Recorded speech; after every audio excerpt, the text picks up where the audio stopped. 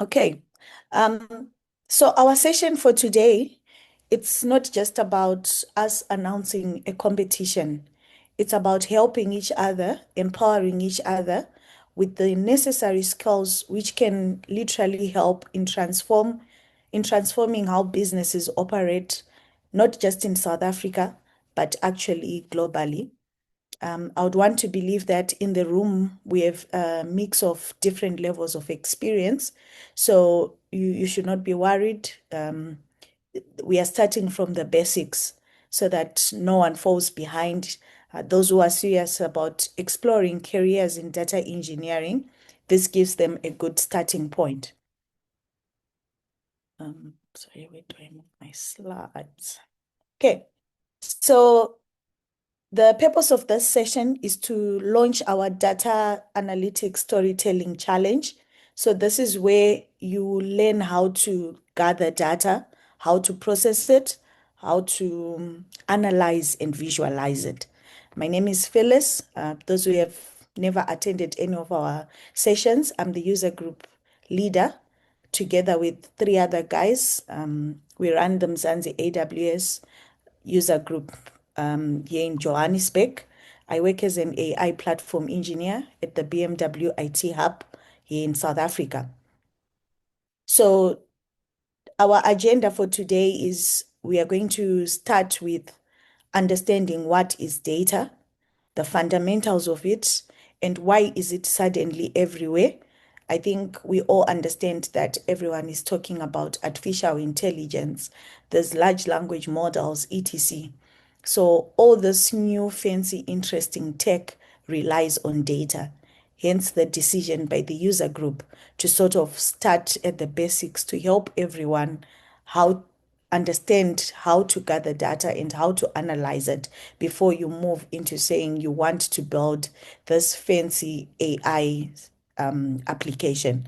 So this challenge would help you build something that you can actually be proud of and show your potential employers. So what is data engineering? Maybe let's put it in layman terms, right? For those who might not be as technical. As you know, we have a lot of people who want to pivot into these technical roles. So take, for example, if you work in a company where they generate reports, you sort of in a position where what you want to do depends on a report, but sometimes you wait for more than 3 hours because maybe the data was messy or it was incomplete or it was actually just wrong. So when we define data engineer, we think of it, say, in construction, right? There's an architect, there's a construction manager, right? You just don't wake up and say you have a highway or you have a bridge. Different people come together to actually bring to that sort of architect which you want. In more layman terms, if you think of something like Netflix, today you watch a Korean movie, the next 3 weeks your recommended movies are Korean movies. So that recommendation is coming from some form of data analytics on your own behaviors. So we are saying data engineering is the practice of designing and building systems which collect, store, and analyze data at scale.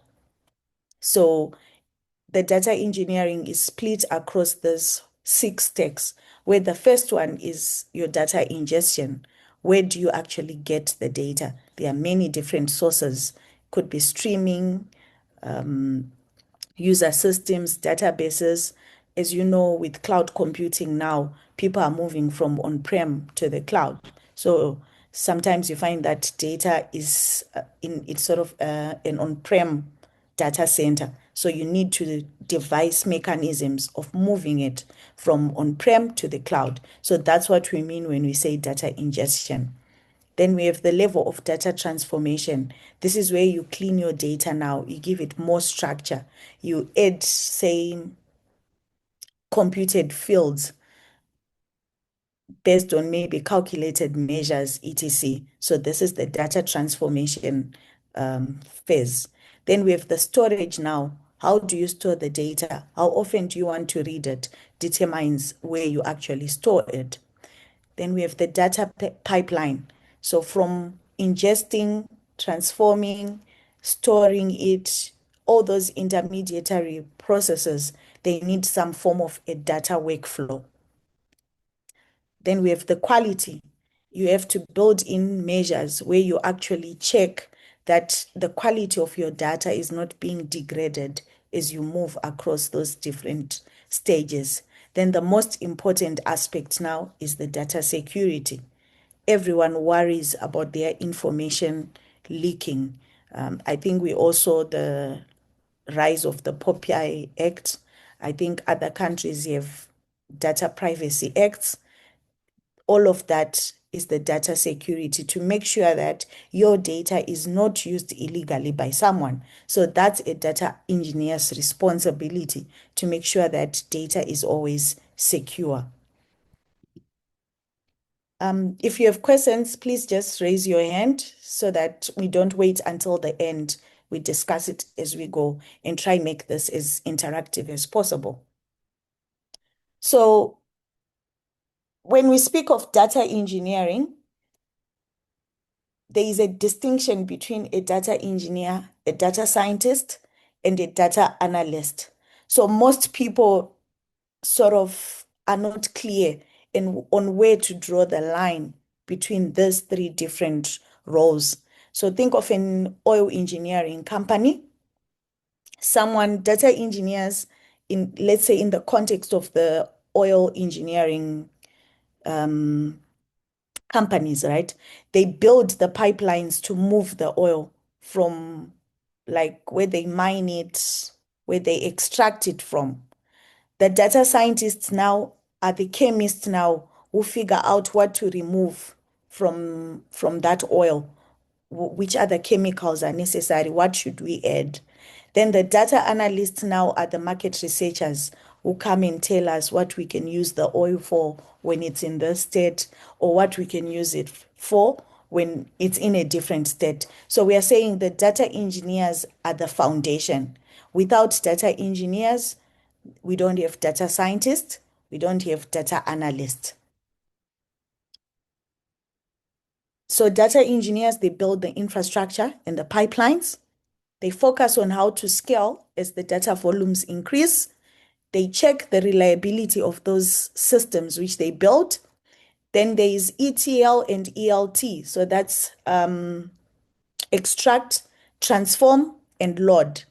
Or you can do it as an extract, you load, and you transform. So these are all the processes of a data engineering pipeline.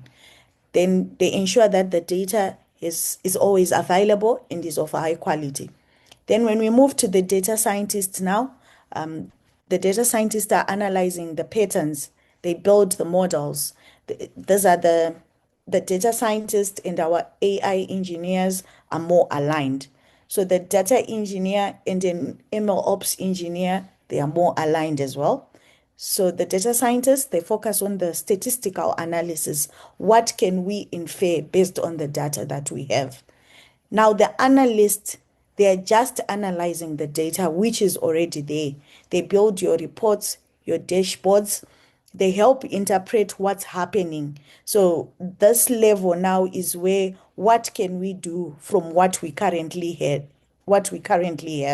Let's put it in a visually appealing way for our decision makers so that they can decide how the organization proceeds. While the data scientists are more of, we have this data, what can we forecast about it, predict, statistics analysis, etc. So those are the three different data roles from engineering up to actual visualization. So the data engineering lifecycle, as we said in one of the first slides there, it is an ingestion layer up to the security stuff and monitoring in this scenario. So I previously explained what source systems could be. So here they are listed as databases. So these databases in this context could exist in a different platform from where you want to do your transformation and analytics. So we are defining those databases as an external source systems. Then you could have APIs where you communicate with to receive data and store it already into the cloud. You can receive your data as files. I think most people are familiar with CSV extracts of data. Then you upload a CSV file, say into an S3 bucket, and you analyze the data from that file. Then we have streaming data real time. Then we also have IoT devices. So on the ingestion layer now, you can do batch processing. Say, for example, you work during the whole day collecting multiple files. Then you want to say at the end of the day, this is the work which was done today. I'm sending you a file in one go of all the data we gathered. So that's batch processing. Then real time, I think this one we experience it with our banks. The moment you withdraw money, it goes and subtracts from your bank account. So that's sort of a real-time ingestion processing type of data gathering. Then you have your APIs, might not necessarily be real-time, but you communicate via an API. Then we have webhooks as well. If we move to the storage now, we have data lakes, data warehouses. So the distinction between the two is in a data lake, you are just storing vast amounts of data with different structures. There's no structure to them. You can put structure in a data lake, but most people don't. So from a data lake now, you can start your analytics, your transformations, because you're just gathering massive amounts of data. Then in a warehouse now, maybe in the context of AWS, right? If you think of Amazon Redshift, you can actually store large structured data in there. There's a structure to it. You can build in formulas in a warehouse. Then you can also have our traditional databases, our MS SQL Server, DB2, Oracle, etc. Then object storage in the context of AWS, that's our S3, where you just put either videos or anything into an S3 bucket. So that's a storage layer. So in storage now, that's where understanding strategy matters, because if you choose the wrong storage, you can pay more than 10 times for processing in the actual storage itself. So you need to know how to choose the type of storage for your different types of data, because also where you read your data from, the queries which you execute against your data, it matters in terms of where the data is. In transformation phase now, this is where your coding skills shine. You clean your data, you are validating it, you are enriching it. So you are turning your messy data into something which is structured and more intelligent. Then the consumption, it's sort of your moment of truth, where you have your data scientist now building models, your data analyst building dashboards and reports. What can customers get in terms of real-time recommendations, which you build in this consumption layer? The monitoring now is where you separate your professionals from your amateurs. You need to watch for failures. You need to watch for performance. What's the quality of my data? How can it impact the business? So this is what encompasses a data engineering lifecycle. So why are we talking about data engineering on AWS? This is the part where numbers come into play. AWS is not just popular, it's dominant. So currently, it's 32% of all cloud computing globally. Those who look at that Gartner's quadrant, Amazon is actually in the top. It's what? Top right for both the X and Y axis, right? So it shows that it's leading.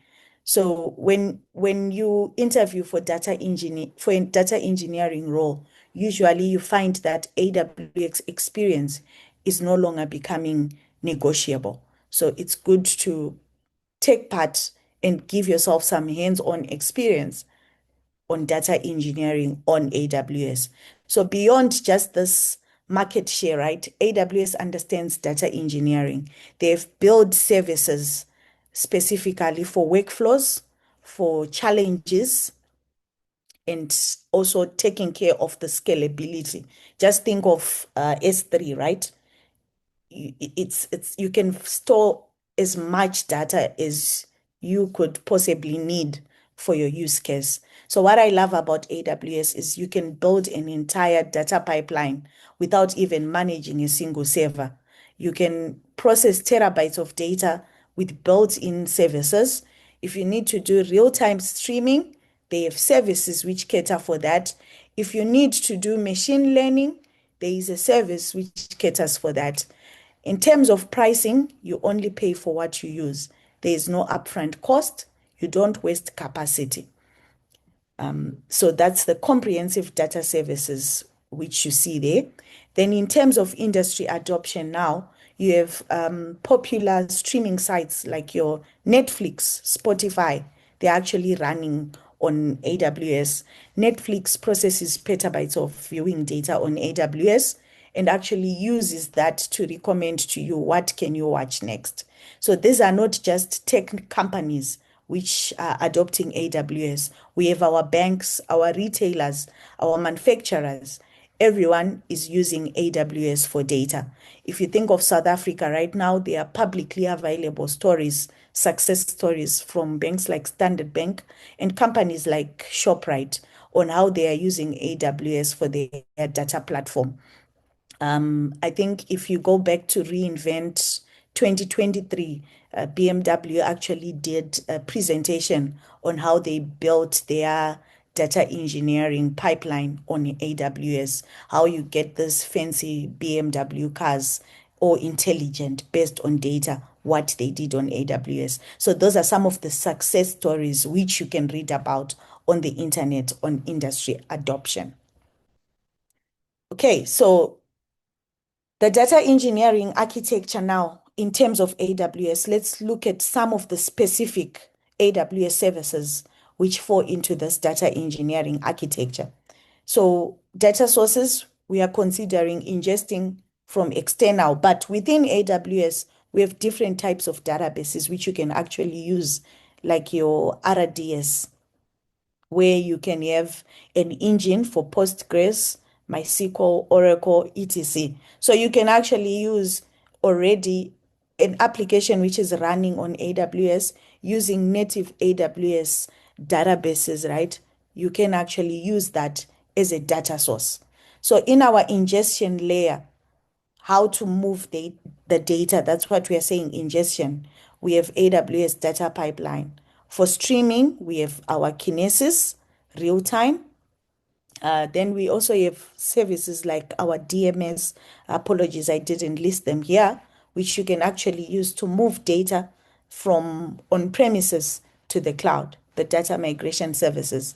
Then you can even use S3 Sync, say, for example, from your own personal server or laptop, you run an S3 Sync API call, move your data into an S3 bucket.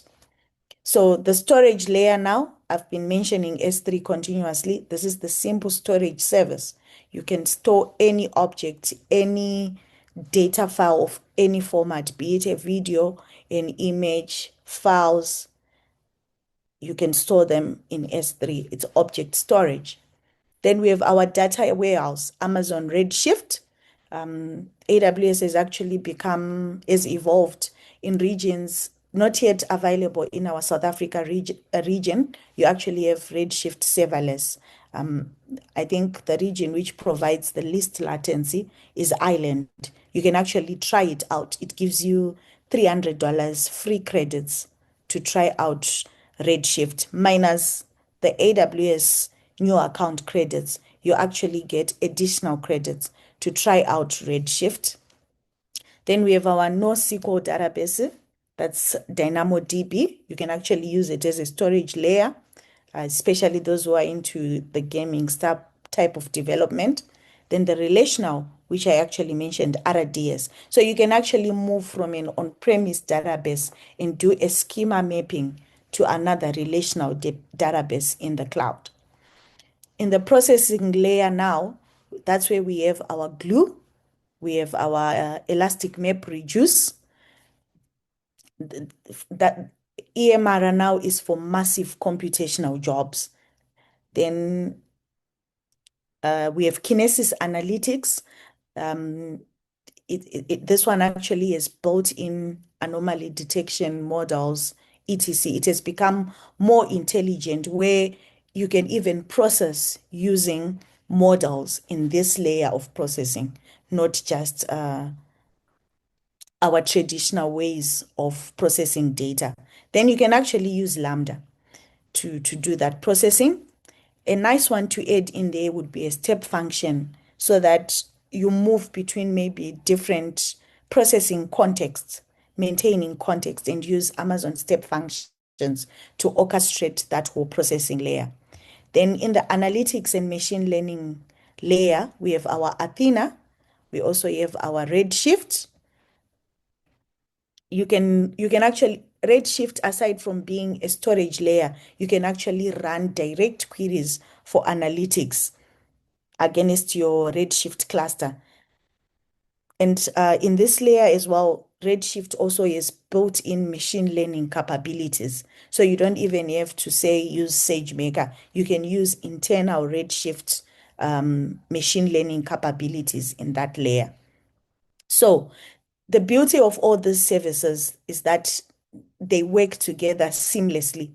Data flows from the ingestion up to the insights, all in a managed way, all scalable, and all cost optimized. And also, there's a part of you as well, which has to be mindful about all these aspects. Before I move on to the next slide, are there any questions yet on where we are?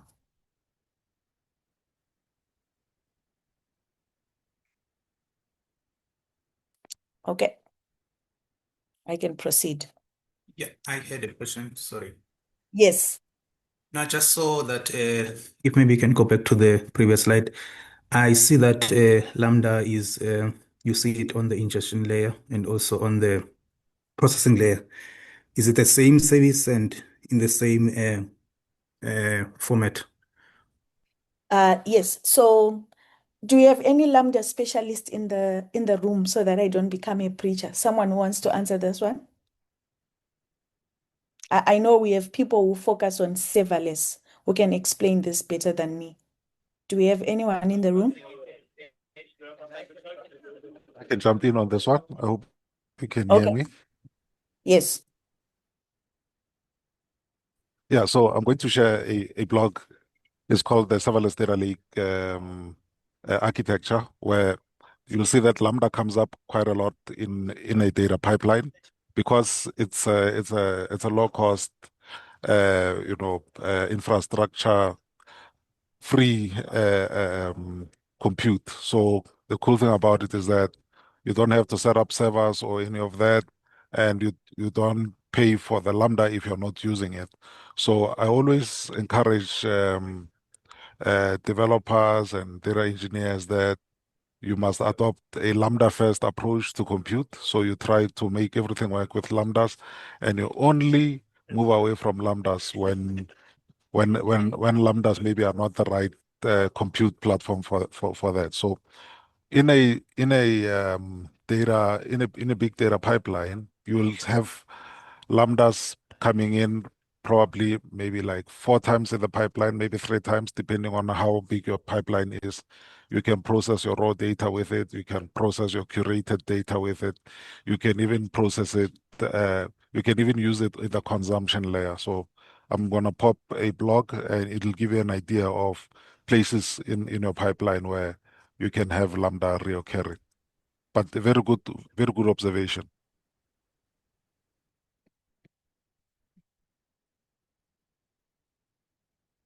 Okay. Thank you, Selo, for that. I don't know. Are you answered, Asanda? I think he's going to share that it's a blog, right?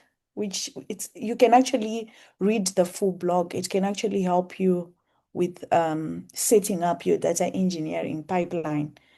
Usually they actually come with sort of a guide of how to do that in your own AWS account. Then you can actually witness it in action. Thank you so much. Okay. If there is no other question, I can proceed. Okay. So we are going to give a real-world data engineering example before we move into our challenge for today. So we will use Spotify. So Spotify processes billions of music streams daily, and they are doing this on AWS. If you listen to a song, it hits Kinesis in real time, and within seconds, it stores it in S3. Then an EMR cluster is running, which processes that data stored in S3 and uses it to update the recommendation algorithms in SageMaker. So the result is you get weekly accurate Discover playlist that introduce you to your favorite artists. That is if they release new music, right? Or other music which is currently trending based on your test. So this is not just impressive technically, it's also business critical. So Spotify's recommendation drives about 40% of all of their listening metrics. Bad data engineering would literally cost them billions of dollars. So what are we saying today? We don't expect you to build a Spotify in 18 days, but you could actually build your own music recommendation system, be a trend analyzer, or maybe a playlist optimizer. So these same services with the same principles, with the same skills which you have, you can deliver such a solution. So the beauty of all these cloud services is that these tools are powering billion-dollar companies are also available to you right now, and you can actually use them for free during development. So what's our challenge today? We want to simulate building production-ready data solutions on AWS. Our data solutions need to showcase data engineering skills. You need to show that you can build a pipeline. Do you want to go with an extract, transform, load type of pipeline, or you want to go with an extract, load, and then transform? So ETL, maybe off the top of my head, would be data in S3. You put glue, you save into another S3 bucket, or you can load it to Redshift. That would be an ETL. You extracted, you transformed, and then you load. An ELT would be something like your data from on-prem, you extract it, you load it directly using DMS, say into Redshift. Then from Redshift now, you can run your transformations. So that's an example of an ELT type of engineering pipeline.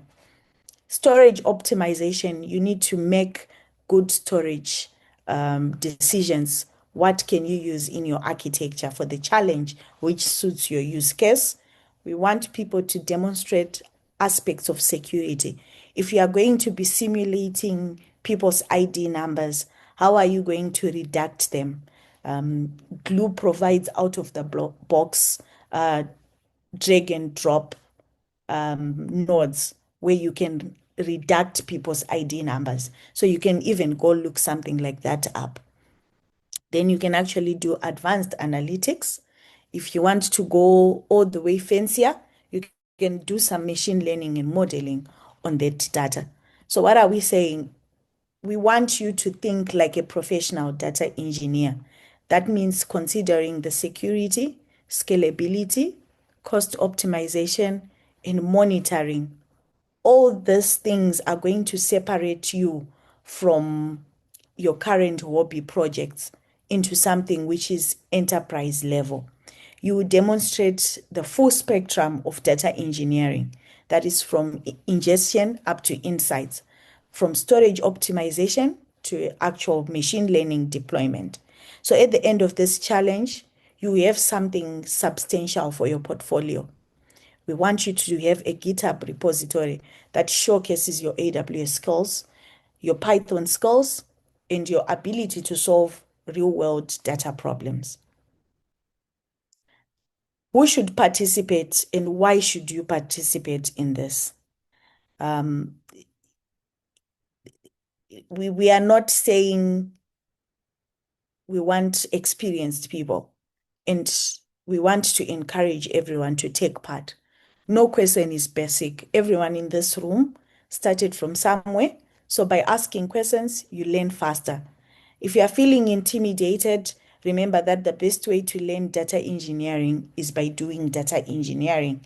And we are going to set up a support stream for the next 18 days to help you deliver your first data engineering project. So this is not just a competition, it's a career accelerator. In 18 days, you gain skills and experience that typically takes months to acquire. You might not be a pro, but you'd have a good starting point of growing those skills. The immediate benefit is you would have a portfolio with real AWS experience. This alone can set you apart in job interviews because you would be speaking to something which you would have touched hands-on properly.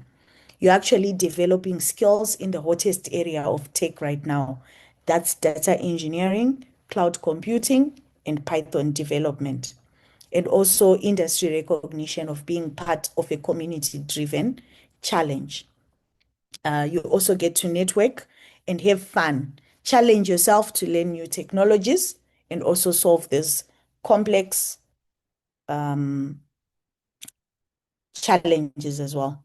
So you should not forget that this is meant to be enjoyable. You are going to be building something cool with cutting edge technology alongside other passionate people. Phyllis, if I can jump in here and just double down on the point that Phyllis is making around the value of the experience you'll get over just winning the competition. Having a GitHub repo that we will review and be able to give you pointers on how to accentuate your skill set, and being able to use that repo in an interview. And now what I've seen is that most job posts now are starting to say, have you done anything of significance? All right. And they don't have time to ask you questions anymore. They just want to go to your GitHub repo and then look at your portfolio. And only if they like your contributions to the community, like open source or even in as an AWS community leader or a AWS hero, whatever it is, only when they like the work you're doing in the community do they then call you up for an interview. Or sometimes they go straight into a job offer because you have solved the problem that they have. So look at it as an opportunity for you to actually accelerate your career to the next level, as Phyllis was saying. And lastly, I want to make the point that look at real problems that we have here in South Africa, like unemployment. Find unemployment stats. Look at the JSE. Find the JSE stats. Look at problems that are relatable to South African businesses, which will then want to hire you because you have done an analysis on a real problem. Housing stats in South Africa, housing prices, and things like that. Make it very tangible and real for a prospective employer.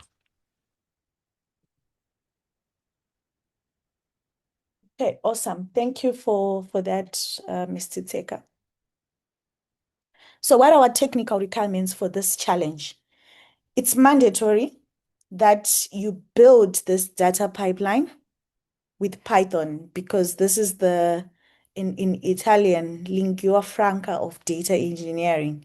If you don't know Python yet, you have 18 days to learn. And trust me, it's going to be worth it. There's a lot of vibe coding tools out there which can help you learn Python fast. I think if we have students in the room, Kesa AI actually has a free student subscription. I don't know, Mr. Teka, if you can add maybe 1 or 2 links in the chat for vibe coding assistance, which can help people with learning Python whilst doing this challenge. We are advocates for vibe coding. We are not going to insist on people learning things the hard way when AI is making things easier for us. But you just have to understand. Just don't do copy and paste. Understand what you are prompting, what you are getting back, what are you being given back.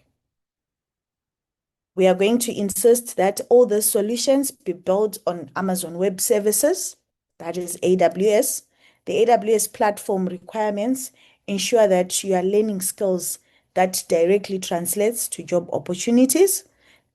We expect that your solution has at least 3 minimum AWS services.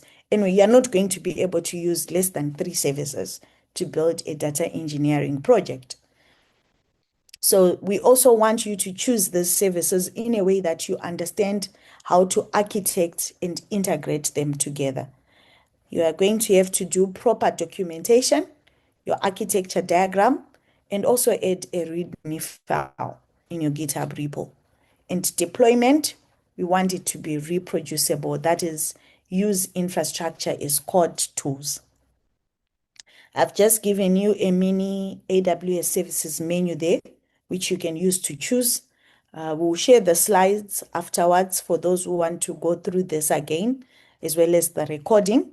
Don't be overwhelmed by the list. You don't need to make use of everything. You just have to choose the services that make sense for your specific solutions. For beginners, I would recommend starting with S3 for storage, Lambda for processing, and possibly Athena for querying. And as you are getting comfortable building your solution, you can start adding more complexity, like your glue, etc. So one thing which most bootcamps don't teach is documentation is crucial for data engineers. Your architecture diagram and your README file, they might be more important than your code because you'll be demonstrating professional competence. In interviews now, people are asked, have you done knowledge sharing in your previous role? So this is where knowledge sharing comes in handy, knowing how to document, how to explain what you do. The reproducibility of the code of your deployment, it means that anyone should be able to follow your instructions and get your solution up and running. That's a core enterprise skill which you need to have. Are there any questions here before I move on?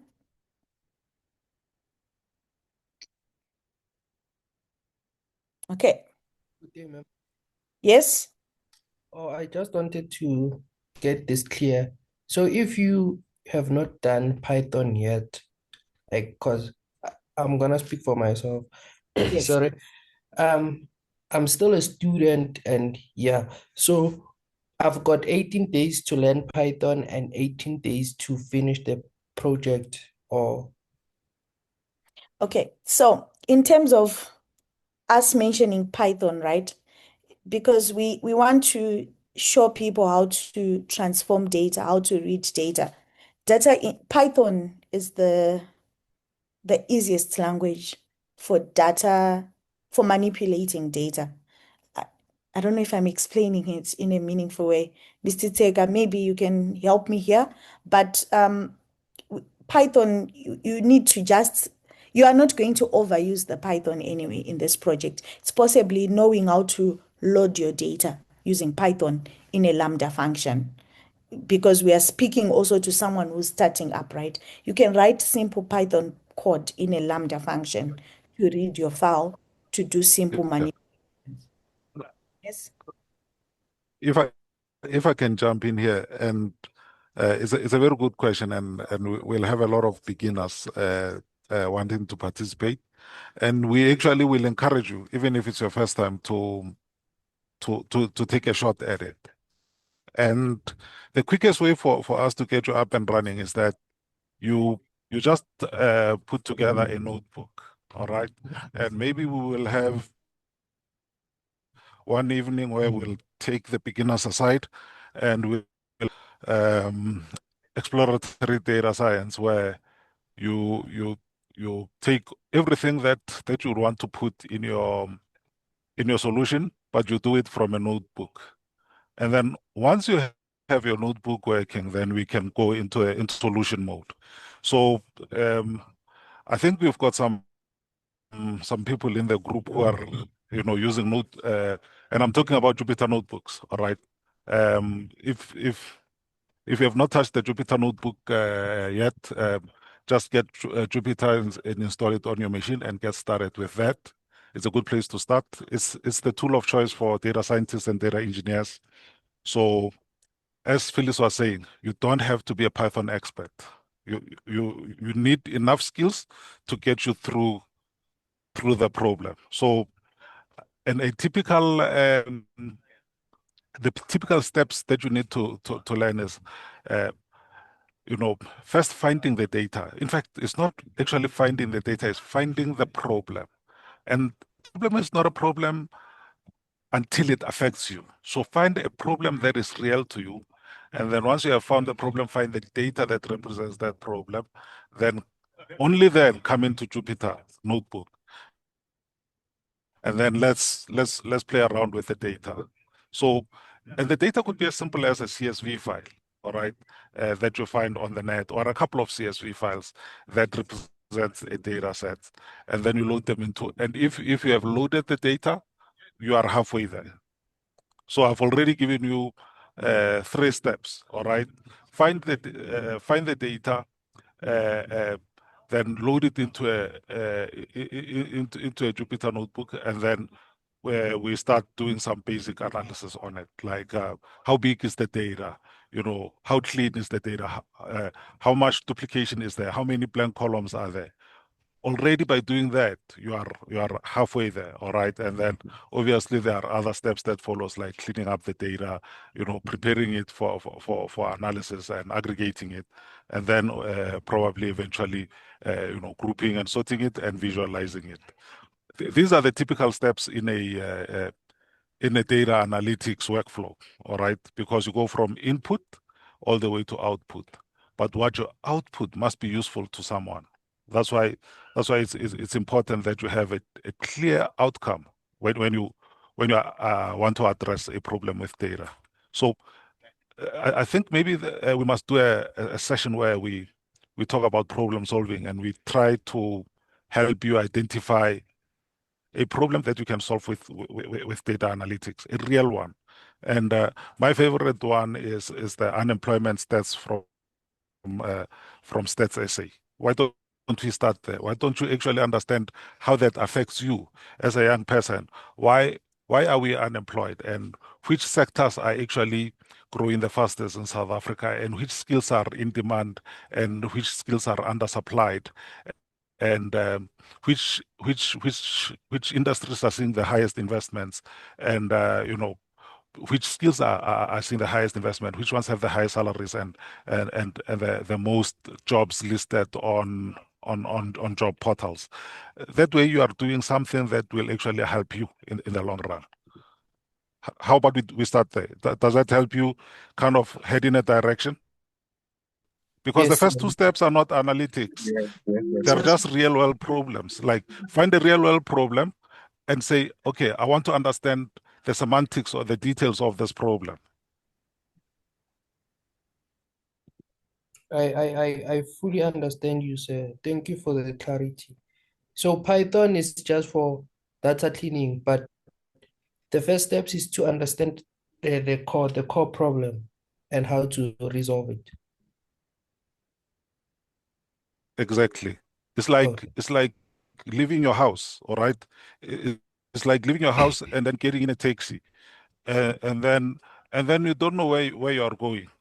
Let's say you're living in Soweto, and then you get in a taxi that's going to Bara, but you wanted to go to Vereeniging. You're going to end up somewhere where you're not intended to go. But if you actually start with a clear outcome, an objective, to say, I want to understand this. I want to understand why this happens. Crime stats. Crime stats is a real physical problem in South Africa that if you do a good job of visualizing that and analyzing that, which townships in South Africa have the highest crime stats, and what is the type of crime that you're seeing there, and could you actually visualize that and superimpose it on a map, and how will that, and can you do predictive analysis on where crime is probably most likely to happen, on what kind of crime would happen there? If you had that as a GitHub repo, and that's what you explained in the job interview, I would hire you in an instant. Making sense? Thank you, sir. Thank you very much. All right, cool. Okay, thank you for that. Any additional questions? I'm seeing another hand up. Unmute Yes. yourself and ask. Okay, cool. Thanks. This is Randan. Maybe if I can add on the question of Python, right? So when you're looking at the data, let's say the data stream, there's a lot of framework that have been developed in Python. If I can name few of them, you've got something called scikit-learn, you've got NumPy. Most of those framework, they help you with something that we call it a data exploratory, like the EDA. So before you can even start solving the problem, you need to understand your data. So those framework are in Python. So hence Python has been mentioned in this forum that you need to look at Python. Can you do it with Java? Yes, you can do it with Java, but there's a limitations. Then when you have to deal with data. Then the second part, what Luxilio was talking about, the notebook, right? Amazon, they've made the SageMaker available for free, but for limited hours. So they've got something called SageMaker Studio Lab. You can go there. I'm going to share the link and then you can request. Maybe it's something that, like Phyllis, you can mention in terms of some of the tools, because I see we also have SageMaker here. But SageMaker, when you have to deal with it from your AWS account, it can be very expensive, but that's why AWS, they made the SageMaker Studio Lab available for free for people who are learning. So that's one thing that I wanted to add. In terms of like the data, as Silo was talking about the data, most of the data is in CSV. And there are framework from Python that they can deal with CSV and Excel or text file or Parquet. So, but we are held to help you and guide you in terms of like how do you deal with data. Thank you. Thank you so much, my leader. And thank you for coming to support us. I didn't see you there earlier. So Rendani is also one of our user group leaders. I think you can share the link of the SageMaker Studio as well in the chat. Yes, that's a good point you've raised there. Thank you so much. I'm just trying to see something here. Sorry. I would just like to make a point that Randani has just volunteered to host a session for us on Get Started with SageMaker Studio. And I want to give him a round of applause for volunteering. Well, I kind of volunteered him, but Randani. That's a good one. No, we definitely need to do this. I'll prepare for that. Yes. Right. Yeah. So maybe jumping the gun here, right? It was going to come later on, but because we are making it interactive, I can move the slides around. We are going to ask Joyous, he's one of our community builders, to host an introduction to Python session for us on Tuesday. And once the Python introduction has been done, Thursday, Rendani, you can do an introduction to SageMaker Studio for us. Because we are pressed for days, it would be nice that our participants become familiar and watch us as the community builders, show them how to use some of these services. Yeah. Okay. So I'm just going to move to the choosing your data set. Initially, when I was preparing for this presentation, I had done like common data sets, as you can see here, the Spotify one, the World Bank education. I don't know why I went with New York City taxi things when we have things like load shedding and energy data statistics data sets which are available to us. We have African mobile money transactions. I don't know if you guys are familiar with M-Pesa. We're not going to bound each other to the boundaries of South Africa, right? It's Africa. So you can actually use a data set from another African country. We have the Joburg Stock Exchange data, share prices, trading volumes. I know children of today love trading. So you could actually build an analytics engine and a recommendation engine for that. Then we have African agricultural and climate data. We keep speaking about wanting land and wanting to farm. Do we understand how climate is changing? What crop to plant where, which performs better in which season? So we have those data sets of crop yields, rainfall, temperature, farming patterns, African urban development data, population growth, infrastructure, things like your housing, your transportation, etc. So I would want to say it's okay if you want to use these data sets from global, but I would recommend you go with something relatable because it would make sense also to your thought pattern, to what you want to build. I'm just changing from what I'm currently showing and explaining the type of data sets which you could possibly think of in an African context. Are there any questions here before I move on? Because how you choose your data set, it makes the whole week enjoyable, the whole 18 days. I'm advising that choose a data set which is based on your interest as well, not just technical complexity. You are going to spend more than 18 days with this data. So pick something that excites you. Also consider your target audience. Are you trying to get a job at a financial company, a fintech company? So possibly maybe try something related to financial data analysis. Are you in the entertainment company or you want to target a specific entertainment company? So you can look for a data set along those lines. Okay. So what defines a successful project? Technical excellence.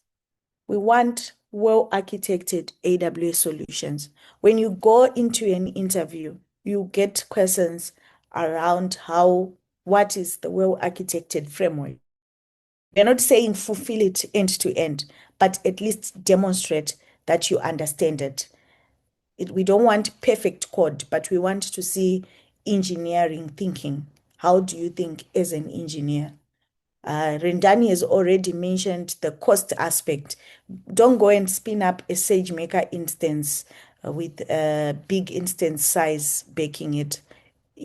Before you know it, within 2 hours, your AWS bill could be in the thousands. So cost optimization is huge, showing that you understand AWS pricing and how you can build cost-effective solutions. It actually demonstrates real-world awareness. If you read news, you can see that there are people who are rolling back from the cloud back to on-prem because they didn't understand cost in cloud computing. We need to see proper security implementation. Think about data leaking if you're going to be working with PII data. I also want to maybe go back. You can actually use Python to generate synthetic data.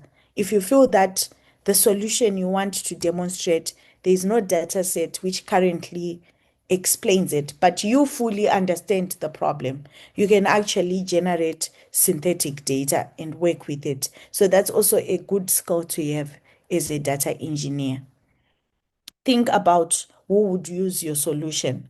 Why would they care about it? Can you help them save time?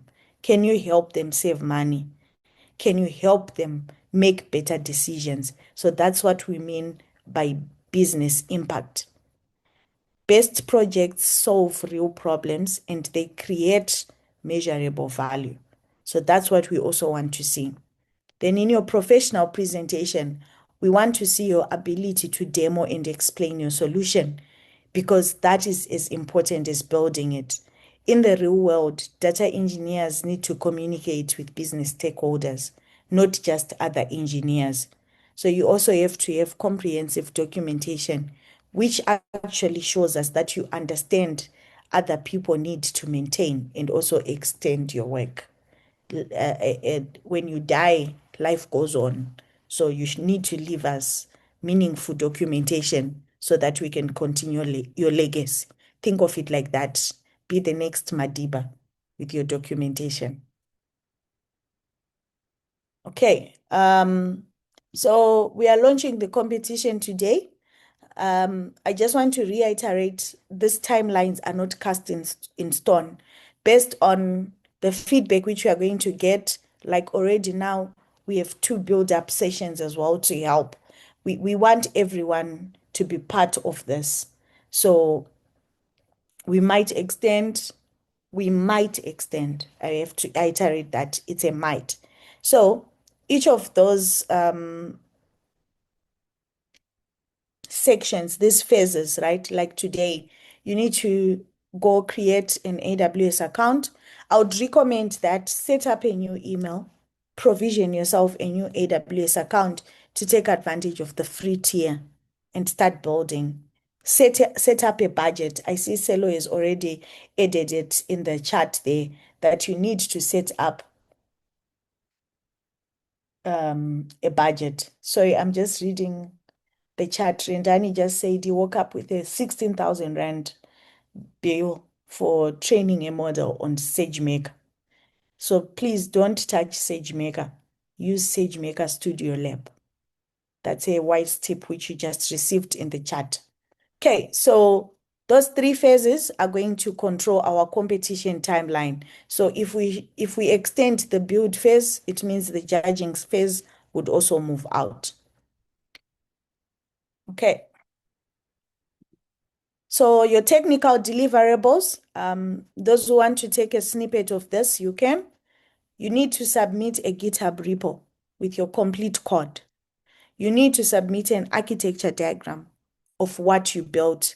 I believe Selo shared in the chat earlier some sample architecture diagrams. There is a Toyota connected data lake diagram in there, which shows real-time streaming data into ingest, into what they use for decode, into what they use for transform, into what they used for analyze.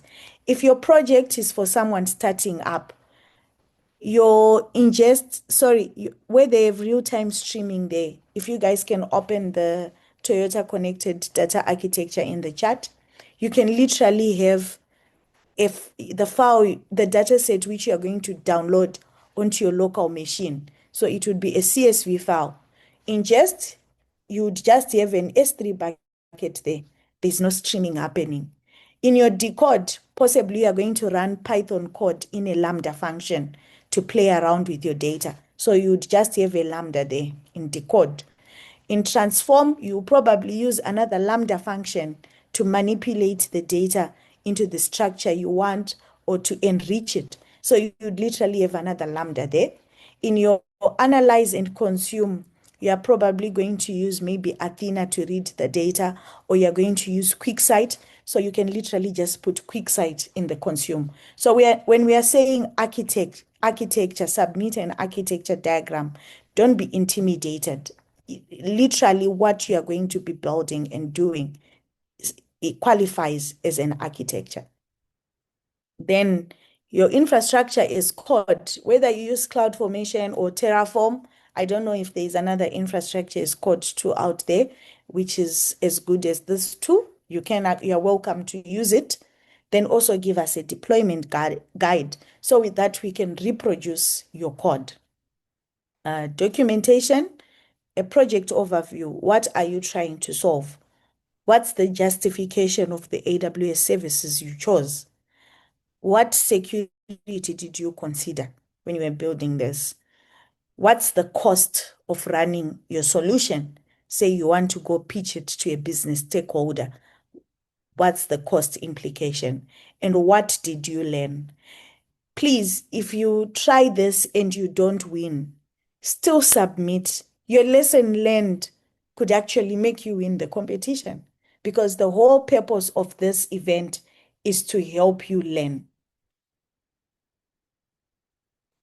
So just submit whether it works or it doesn't, but make sure you provide proper documentation so that we understand what you are trying to do. We could possibly negotiate with our vast network of community builders here in South Africa to get you someone who's more aligned with what you are trying to build, and they can help you post this competition, finalize your project, which can help you with your next interview.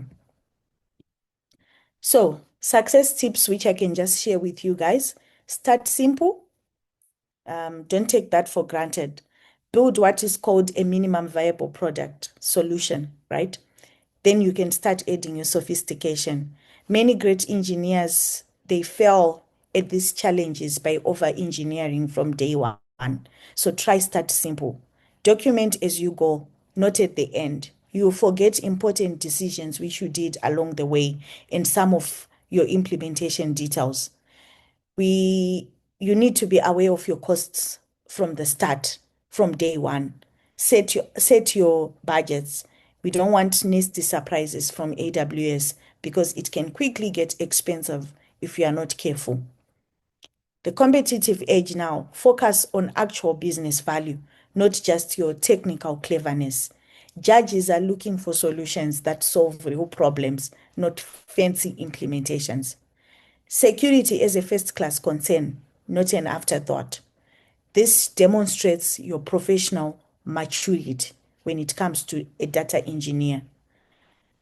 Performance optimization, it shows that you understand what happens when you go to production. How would your solution scale? Then we also want you to tell us a compelling story. They matter, these narratives. Great engineers also have to be great communicators. So we want you to have a professional mindset. Think like you're building this for your employer, not a challenge or a school project. What would production deployment require? How would you monitor this in production? How are you going to handle failures? So these are some of the tips I can give you guys as we start this challenge. So I'm going to pause here and we're going to take questions. We're going to interact. Then we can say happy challenge kick off and we'll start our normal check-ins. Mr. Teka, you're going to share an Excel file in there. Then we are going to create a specific group for this challenge. I think we already have a data engineering group in our community. We'll probably just rebrand it so that you get support. We know people hate WhatsApp groups, but they help get you feedback quick because we are always on our phones. So we just rebrand one of our groups to take care of support during this challenge to those who are starting up. So I'm going to pause here and open the floor to questions, additions. I don't think there are any subtractions. So yeah. Anyone, you're free to unmute and communicate. Ma'am?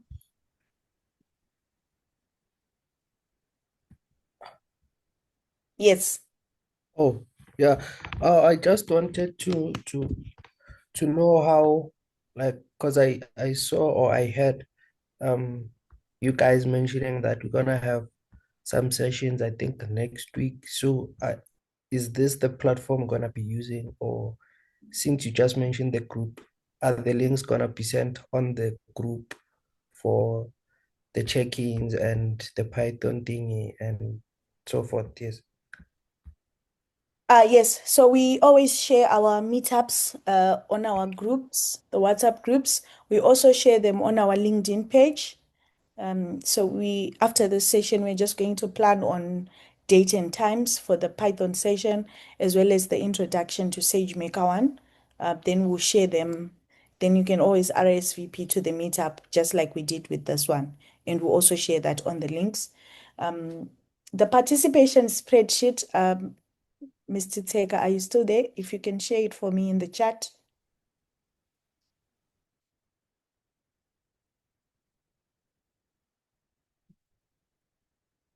Okay, how can we join the WhatsApp group? Okay. Let me just find you the channel. Then I'll share it in the chat.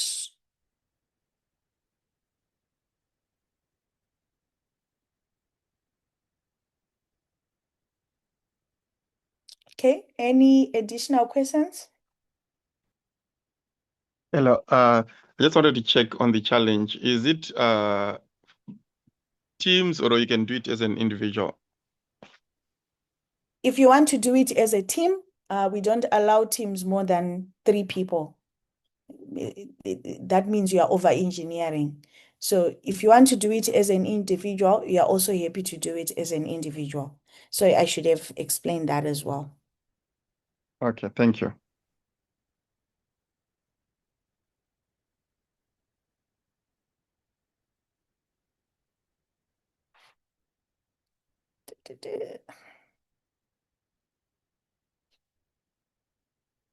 The recording for the meeting, we'll share it, we'll upload it to our YouTube channel as well after the meetup.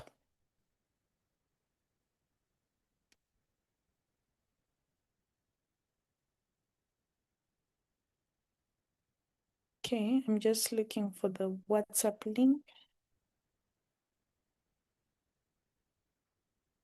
The channel name is Mzansi AWS.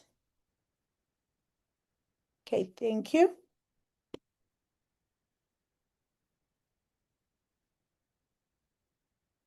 I'm not sure what you want us to share, Hlamulo.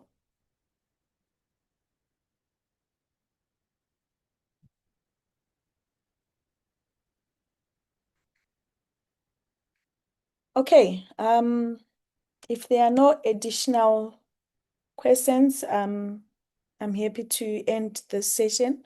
Thank you everyone for joining. Oh yeah, before I forget, there are actually some prizes for everyone who's going to participate. You surely get something, but we always have those who went above and beyond. So we are going to have 3 prizes during our physical meetup.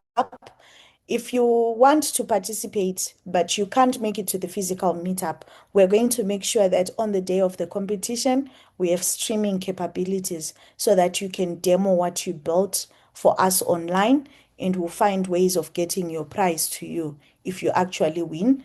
We are still discussing with our community manager, so I'm not sure what you're going to get for the prizes, but they're definitely prizes.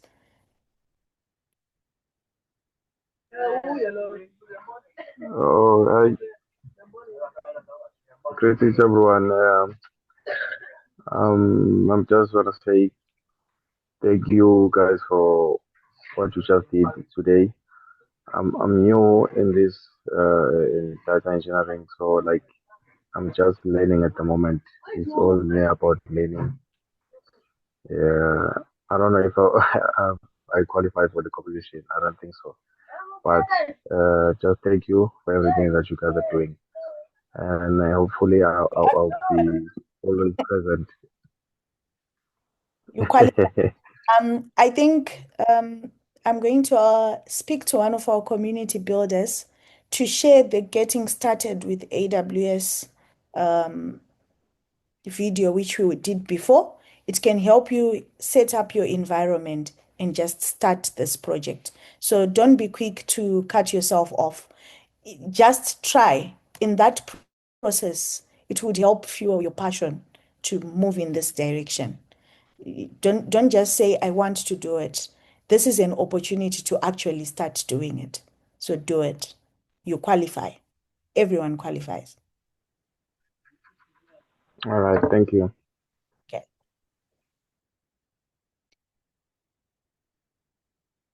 Is there anyone else? Oh, ma'am, Yes. regarding mentorship, is the group gonna support that? Like, if you are not understanding something, you may post it on the group for clarity. We've managed to ask our community builders who are in the data engineering space to come support this initiative. I'm going to share their profiles. But one thing I can ask though is let's keep our questions in the group, which is going to be created. Let's not go to people's inboxes. We overwhelm them and we ruin their passion to help us via WhatsApp. So let's keep the request for assistance in that group so that whoever is available at that point, they will respond to you. Okay, noted, bro. Okay.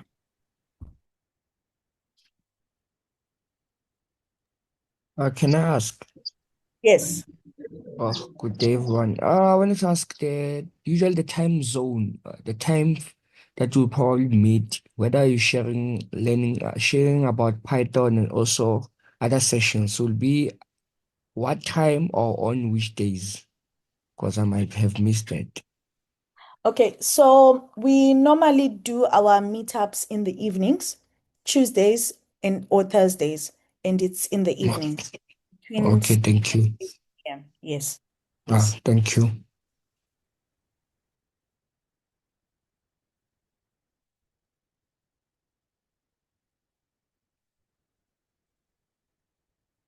Okay, thank you, everyone. Enjoy the rest of your Saturday. I think we are way beyond time. So thank you for making the time and happy coding. Bye. Thank you. Bye. Thank you so much. Bye. Thank you. Thank you.